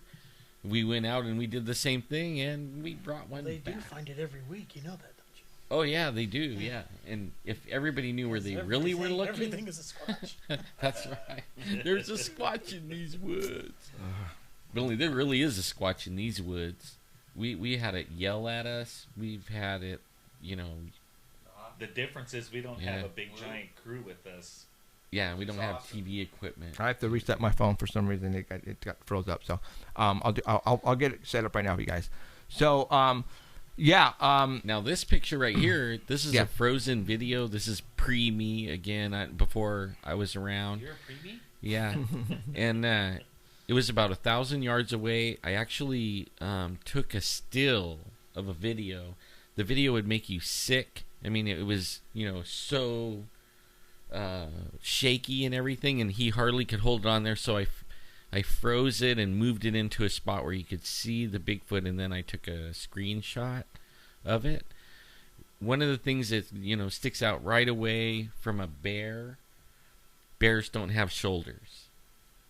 When a bear is standing up, it's very narrow in the shoulders, and that right there is big. And I'm all the way across the room looking at it, and I can see arm on the left. And in the video, you could actually see it was digging in the crevice of the thing, but you have to slow it way, way down, to see that. And that's one of the better videos I've ever seen, There's actually another one where it's sitting under a tree, and it actually looks like a gorilla sitting under a tree. Now, I've seen the videos where they'll rock. Yeah, so yeah. Go back and forth. I've actually seen them do that. If you watch the videos of chimps, they sit there and they rock too.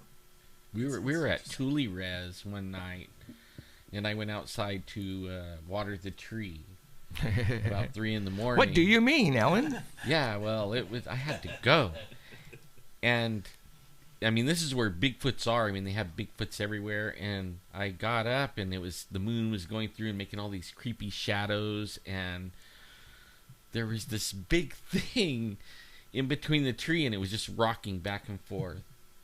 And I started backing up, peed on my shoes and everything, and got all the way back in the tent and got in and covered my head up.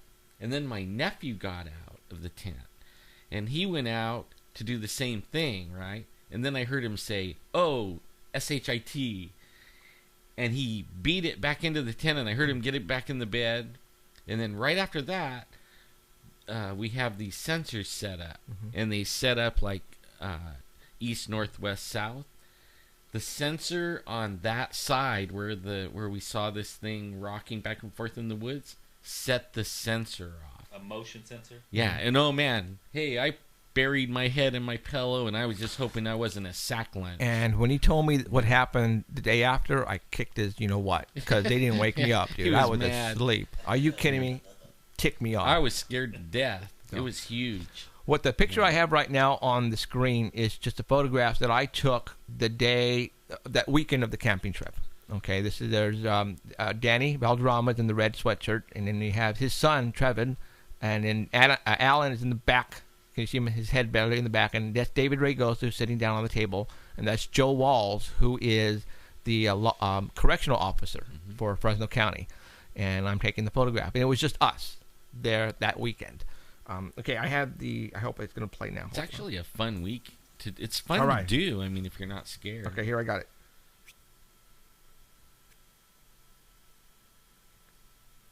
I'm going to crank it. I'm going to count down to where, and it's really faint, you guys, so listen really closely. I'm going to count down. 8, 7, 6, 5, 4, 3. You hear that? Way in the far background? Okay, that was the first one. Hold on. You hear that? Okay, here's the other one. Hear that? That we didn't do that, guys. Now, prior to the, because I didn't record Jimmy hitting the tree because it was just way too loud. But these were like right over the, right. I mean, literally right over the hill where we were just at. And I know it to you guys, it's just like a tick, tick. But you have to understand, we were walking for 3 miles. We didn't hit anything. We didn't hear anything. Jimmy hits the tree, wood knocks about 2 or 3 times. Then a couple of minutes later, pah, we hear something respond back, and all of a sudden, pah, and that was it. Now, what I didn't hear, and if I did get it on my recorder, I probably erased it by accident. But Jimmy and Robert heard some voices. Or what did you guys hear? That's what we heard. Do it again? Oh. Like a garbling. Yeah. Yeah, and I had the parabolic dish on the whole time, actually, when I did So the you wood could knocks. hear, you could hear things pretty and good. I actually, the first wood knock, there was actually 2 of them. Knock, knock. And then Jeff and I looked at each other, and then he shushed, and then there was another one after that. And then we walked down the road a little bit, and I actually heard that garbled noise. And we were on the road above where the campsite is, where these guys were camped, as on that picture. Mm-hmm. I was pointing the parabolic dish in that direction, and I heard that garbled noise. And because I had the parabolic dish on with headphones, I didn't know if anyone else heard it, so I kept it pointed in the same direction. I looked back at everybody else. Everyone was still, and there was no reaction from anyone. Nobody was like, hey, did you hear that or nothing? Everyone was just listening and looking. So I just kept listening, and I didn't hear anything more, and I actually wrote it off as, that was just my stomach growling, and I heard it in the parabolic dish. Until we got all the way back to the truck, and Robert said, hey, did you hear that noise? And when I made that garbled noise, he said, yeah, that noise. I said, I did hear that noise. I thought it was my stomach. And he did the same. You said it was what? You thought it was just your imagination because you wanted to hear something so bad? I want to hear the Bigfoot again, so I'm thinking my mind's creating these noises. But, man, when you did that noise, I was about to say, did you hear that noise? And went, what? And you went, just like that. That was exactly the noise I heard. And I didn't have any of those parabolics on. Oh, I missed it. I don't know what I think I must have been crunching because my phone is so sensitive. So while I was doing that, it's when it happened and I didn't hear it. So and if I would have been standing still, then I would have probably got it and heard it, and I would have kept it. But and I'm deaf in one ear, and I can't hear. And if you go, I believe the Sierra Sounds has that type of noise on it. Right, yeah. If you listen to the Sierra Sounds, you'll hear that garbled noise that I heard. YouTube video called Sierra Sound. Yeah, just Google Sierra Sounds. Now today we went up, and I'm going to show you guys some photographs here. of the location again. But This that's not the only noise too. Me and Alan we're hooping and stuff. heard a whoop whoop from a totally different direction. Right. That you guys are looking at the deer right there. Yeah. I saw this big old black tail deer, a buck, and it was big, and it looked like it had its winter coat on it, but only it looked like it was starting to lose it. Maybe it's too warm, you know. No snow, huh? No, No dude, snow. no snow at all. And that's Robert right in the middle, and that's me down here. I spotted it first, and that's Jimmy in the back, and then David Valderrama is taking the photograph. All right, so another picture. That's me. Up If you in can the see tree. me up in the tree like a You monkey. could zoom in a little bit on it if you want. Monkey like a tree. There is me. This actually preserves the cameras. We've not lost any since. Because I work for AT&T, guys. I am certified to climb trees with gaps or climb poles with gaps. Sorry. And so I decided, you know what? Let's try something different. He's a tree hugger. And we started now placing these cameras at about 10 feet, 12 feet high. So that way it's sort of kind of camouflaged and out of the way. And now we're trying that, and I'm aiming them at different directions. Like here at this location, I placed 2 of them. And we'll see what happens. Now we'll probably go back 3 months from now and see what we get. You know, maybe even sooner. But if we go back sooner, we're gonna leave them there. And what will happen is we'll get the SD card out. We'll put them in the laptop really quick and see if we got anything. If not, then we'll put them right back in, and then we'll go for another 3 months. Bet you there's 5 guys with headphones and cameras walking back towards the truck.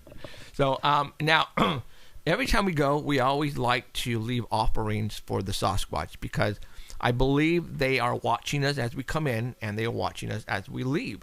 And I think they know who we are now, hopefully by voices, by scent, by the color of our vehicles.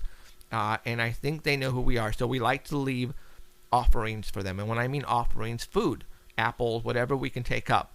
Yesterday, my wife was cleaning out the freezer, and she found a lot of stuff that's been in there for years. And what I mean by years is crab legs and shrimp and chicken and chicken. So we left 2 plates full of this stuff, you guys, shrimp and all that kind of stuff. So what we did is we placed it on a tree stump. And what I did, I had another camera, and I placed the camera about 20 feet, 25 feet away right at this offering. And we'll see what happens. Hopefully, whatever grabs this food, we're going to get a photograph of it, and we'll see what happens. So, Remind me later on about the offerings I got. okay, absolutely. Anything that'll grab there and grab them. So, all right. You know what we should do, Jeff? Is What's that? take one of your hair sampling things that you made and stick it up there one of these days. The what? The hair sampling catcher that we left on the valley floor. Oh, we didn't go get that. I know. It's probably still there, not unless somebody grabbed it and took it. But yeah, we need to go back there and get that, dude. So, well, we are getting it's 6:30, so half an hour has already gone through. I don't know. Danny, sent me a message already twice, and one person already said, "Dude, scary." So I'm loving that. I can't wait. I'll be tearing the road up. But Danny did say that they totally screwed up on the picture, as far as how it looked, what it was, and all that kind of Yeah, stuff. I saw that in the teaser. You know what? And there's people at my house, my own family, Right. that still don't see it.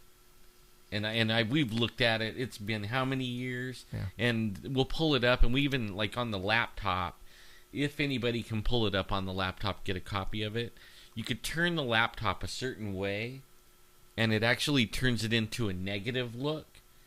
And some of the people that never ever saw it before will be looking at the laptop at an angle and see that negative effect, and all of a sudden see it.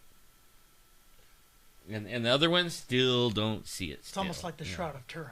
I mean, There you They go. don't see it until they make the reversal. Exactly. that. And The Shroud in of fact, Squatch. I thought about reversing it. Like, that's what you did when you made those comparisons. You actually made it a negative, it looks like. Made a negative of it, so you could actually see Screen, sorry. see the print on the window. Because otherwise, you're seeing white on white That's right, yeah. when you're looking at it. And I thought about doing that for my family, and maybe that's what we should have done for the TV guys. I mean, but hey, it's there, and maybe they have it right and we have it wrong. Who knows? But then again, you really don't want to point too much out because you want people to come up with their own conclusions. And Right, this exactly. might That help you is- when Alan pointed it out to me, and then I first saw it. The first image that clicked on my head was an old Scooby-Doo cartoon, and the big monster going coming after Shaggy, and it looked almost exactly like that thing on the window. What were you smoking? Back then. Okay, very cool. So that's where Bigfoot comes into our lives, you guys. That's why we've been going to this spot so many years. We will continue to go to this spot. We are going to other spots as well. We are going to go to different other spots in the near future. And we do this because we want to get that one video, that one photograph, you guys.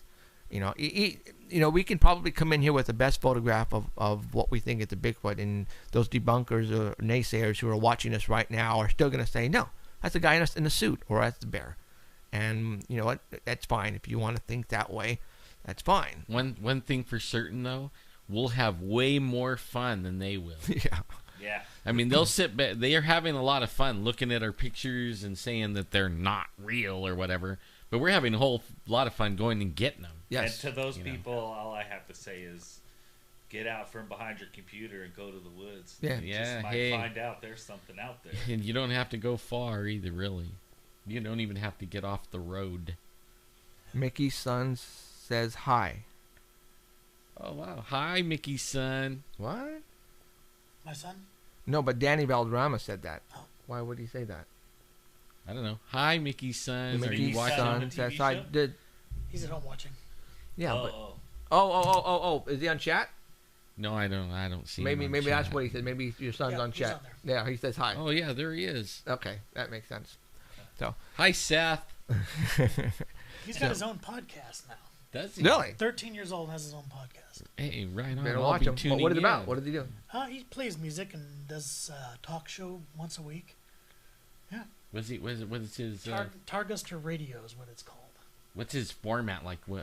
Topics? What is It varies from week to week. Whatever he's He into, plays music and How old is does he? talk. 13. Nice. And he's even got a sponsor now. What? Wow. He beat us. Nitro? Mhm. Wow, right Liquid on. Nitro. Liquid Nitro. That's We have that noble. guy. No So bull. at No 13, bull. he's probably all over the ballpark with his topics, huh? From what I've heard, yeah. That's cool. Right on. So, now, the stuff that I want to talk about. We only have like 19 minutes left. 18 minutes to be exact. Rick Dyer, really quick. Rick You guys Dyer. remember last week I played a audio clip of the homeless people, okay, that were in San Antonio and witnessed this creature, and that happened in 2007. All right, Rick Dyer did a interview with a news station out of San Antonio, and what happened is he told them he actually shot the Bigfoot at Highway 151 and Road 1604, which is exactly That's the place. All right, and I've actually posted that on my wall. I didn't see that. What place? Yeah. That's it's where the that- call 911 callers that we just played last week. Okay, so now let's think about this. A lot of people, a matter of fact, Rick and Elizabeth were saying, okay, well then he put up the homeless people to crank call the 911 to do this. But the only problem is, this happened in 2007. The freezer Bigfoot hoax happened in 2008. Right. He was living in Oklahoma at the time.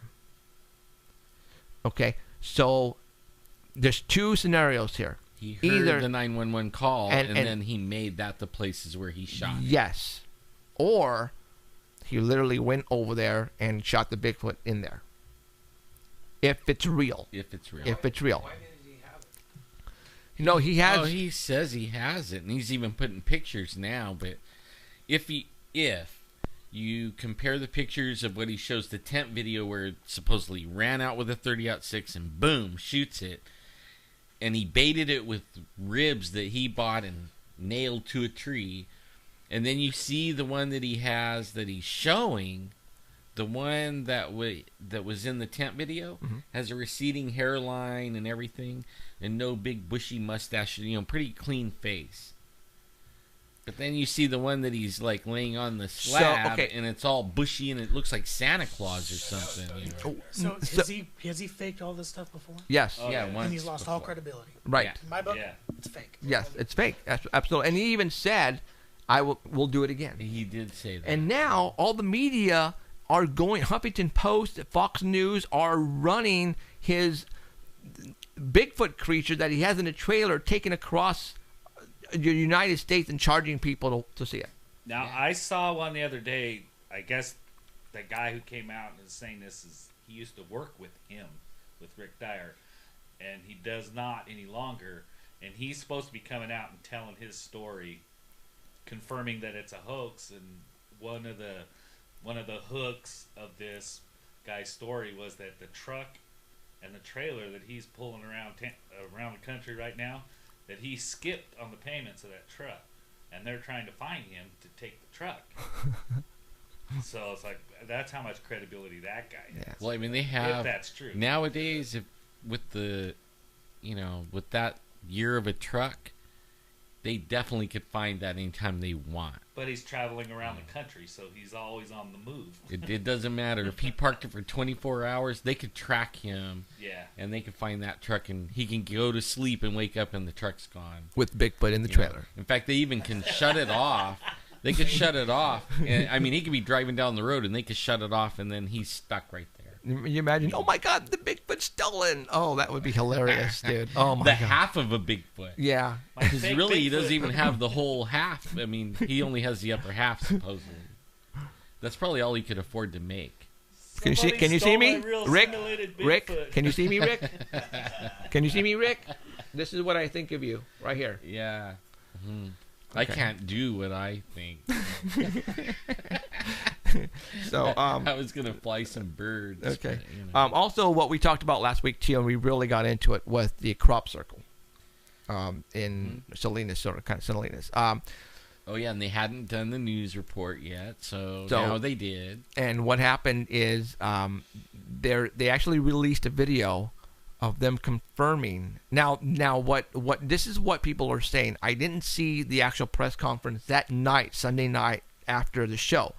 What happened is supposedly the president of the company got on stage and said, yes, it was a stunt. It was from us. We did it on December the 30th.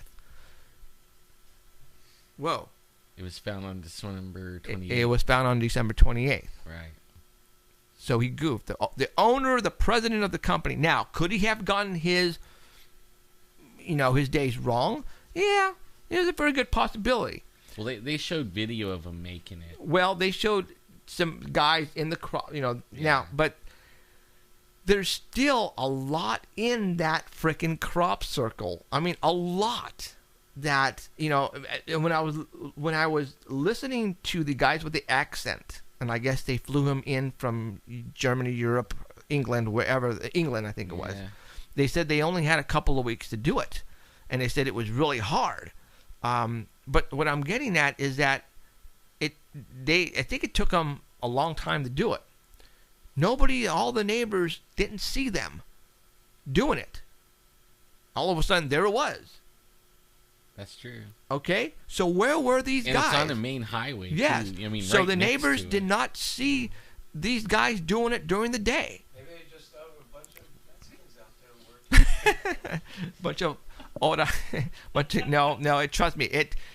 This particular crop circle took a lot of brains behind it. Plus, the effort that was involved in putting all the hints and clues in it as well. But there's just still something fishy going on. Didn't they say it took days to make it? Yes. And nobody saw. Him make it. See, that's what's blowing me away. And all of us, and then all of a sudden, you have this video that was released with a bunch of cars. This is just like, for example, like chasing UFOs, where they get a cameraman on the side of the road, and all of a sudden they say, all right, go. And then 6 trucks and cars drive, and then they film it driving, right? Yeah. Okay, well, that's what they got. And all of a sudden... It's like, man, you guys are too close together. Back up and do it again. No, that's exactly right. I know, that is what, yeah. And then... Go by 4 or 5 Yeah, times. and then they, and then they show... Now, what was... One of the things they were talking about was that the people saw, or the neighbors saw, a bunch of people with ladders, or a person with a ladder on the side of the pole, on the side of the telephone pole on the south side of that crop circle, right? It just so happens that out of this video, they show really quick a ladder against a telephone pole. I'm serious. Kind of smells like a weather balloon, huh? Yeah, I'm serious. Now, they don't show these guys physically with poles and wood, pieces of wood and ropes they just show these guys out there just walking around. That's true. That is true. They don't show them physically making it. No. You think too they would have that thing where the fast where they overlap. But they didn't show, and then they have a representative in the field someplace talking. Yes, this was us. It's about the chip, the 192 chip. Blah blah blah blah. What have I told you guys? Think out of the box. Always I smell a weather balloon here. Thank you, Jimmy. That's exactly the right. Well, despite that and everything, I mean, I'm a computer geek. Mm-hmm. That chip is awesome. I mean, 192 cores in one computer chip. I don't know what that means. Well, I mean, like your cell phone is probably a dual core, 2 cores. Okay. Right? My computer is 4 cores. 192. 192 cores, and it's going to go in a phone or an iPad or a notepad or whatever, and laptops, and it's supposedly supposed to run graphics as good as the computer On the phone. Yeah. Holy mackerel. Without overheating, even. Or a tablet or something, huh? Yeah, I mean, this is supposed to rock the world. Now, again, I'm a marketing guy, right? I love marketing. Absolutely love it. It's like my fun thing. One of the things in marketing is to try to put something out and get the most attention possible on the least amount of money and effort. Especially the money part. Those guys rocked. If they really did that and put that crop circle, they fooled the media, and they got a ton. I mean, this is worldwide, dude. Yeah, this went worldwide. They couldn't buy that. I mean, they absolutely couldn't buy that. The attention that they got. I mean, that was. I mean, they had everybody talking about it, even us on here. See, what blows me away, though, Art Bell, it was everywhere. What blows me away, though, is that they go to this expense and they make it, and then the following day, what do? They mow it down. They mow it down. What? So, and what you're saying is, like an Android or an iPhone 5 has 2 cores in it. Right. So now they're coming with one with 192? 192 cores. So that's what it all is about. 192. It can go to it could go to the bathroom for you. It can comb your hair for you. Just throwing this out there. Where did they get the technology to jump that far? Now I got a text. All right, I got a text from somebody. He says, Jeff, he goes, you listen to the show, and he goes, you're right thinking on thinking out of the box. Have you seen the logo of Nvidia? It's called Nvidia. Have you seen the logo? The soccer ball thing? No. Nvidia no. logo. No. Everybody pull up a Google Nvidia, the logo. It's a crop circle. Yeah, I think it is. It's a green crop circle. You know, they're the best stuff. When I build my computer, the board. Huh? It's an eye, but it's in 3D like a crop circle, though. Yeah. I will. I'll Google it when I get home. Okay. I mean, all my computer parts are everything in there is all Nvidia or like the motherboard and graphics card and everything, all NVIDIA, the best stuff you could get. Really? Mhm. So, I'm just saying, you guys, there's so much more going on out there. If somebody, like, for example, the Bigfoot photo that David got, if somebody came out and said, it was me in a Bigfoot costume, that's it. In a Story ghillie told. suit. Are you going to, okay, well, you know what? He came out and said it was him in a Bigfoot suit. Then, case closed. No. Yes, it's just, there's so much other, the mowing the day after, they spent probably hundreds of thousands of dollars to get this thing done. And they mow it down the day after. I don't even think they spent that much. Well, okay, you're right. It was you're almost for free. But only the whole thing is you don't mow it over as soon as you get all the attention. And also too, that means you're trying to hide something. Yeah, And the weather you're trying to hide something. Plus, the day after, there was already a company that's very big in security there on the spot, securing the area. And the people that owned it leased it out to Monsanto. Well, so that's the case. I haven't seen any paperwork on that yet. It took days to make it, and nobody drove by and seen anybody else. No. I think people weren't paying attention to that. No. They might not have been. What do you really pay attention all that much to people? In the daytime, maybe you might not. I do. You see them, but you don't. I do.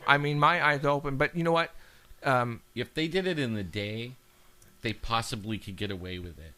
Don't you think? But if they were out there running around with lights at night, everybody would have said, in plain. There you go. Mickey said it.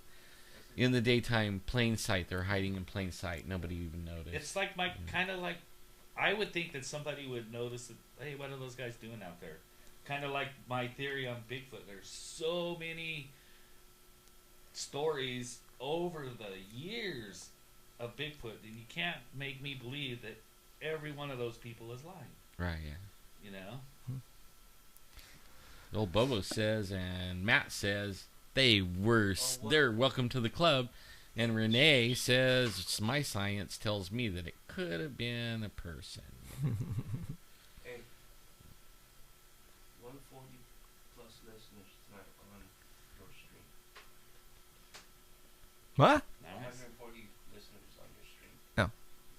So all right. So well, there you go. I hope you guys, if you guys are on the West Coast, are going to watch the Monsters and Mysteries tonight at 9 o'clock on Destination America Channel 290. I heard on the chat it was short. Oh, they? Yeah. Oh. But I know we only got a section. Uh-huh. But I heard it was good. I mean, they're all saying it was like the greatest. And they did everything you said, Jeff. They're not telling us. That's What do you mean? They're not giving it away. All I know is it was short and great. Oh, okay. Well, there you go. I mean, hey, we didn't pay for this. They just came down here and wanted to do the story, and 3 minutes. So got 3 minutes left to go. Okay, so And Tony Renee, you could go Bigfoot hunting with us. We won't leave you out there alone. We'll just set you up like bait. you have to have your own tent though, by yourself, about 50 feet away from us. Yeah, you bring a 3-man tent. That's called a sack lunch. Or a Bigfoot. They just run by and grab it. So, all right, you guys. Next week, I have no idea what's going on next week, but tune in. I'm sure we'll have another good show. Hope you guys enjoyed tonight. We were all pooped, but we had a great show tonight. I think we did really well. A lot of people still don't know the situation on the windows, and there you go. I don't know. I'm going to have to watch it tonight, just like all you guys, to see what exactly they left out and what they included and what they made up. And we're going to be doing some UFO stuff here coming up. We got some reports. Oh, yeah. We're going to work on some research on some UFOs to bring it to you. So, all right, you guys. All right, we got a couple of minutes out of here, so we're going to go ahead and click out of here, and we're going to let the music play on, and then that's it. So, I appreciate everybody tuning in. Thank you very much. I hope you guys enjoyed the show. Thanks for having me on, Jeff. Thanks for showing up, Yeah, Mickey. thanks, Appreciate it. Mickey. And Thanks Jimmy for and having Nolan. me on. You guys do your own research and make your own decisions. Don't let Thanks, anybody guys. tell you what it is and what it isn't. Be cool. We'll see you next week. Take care.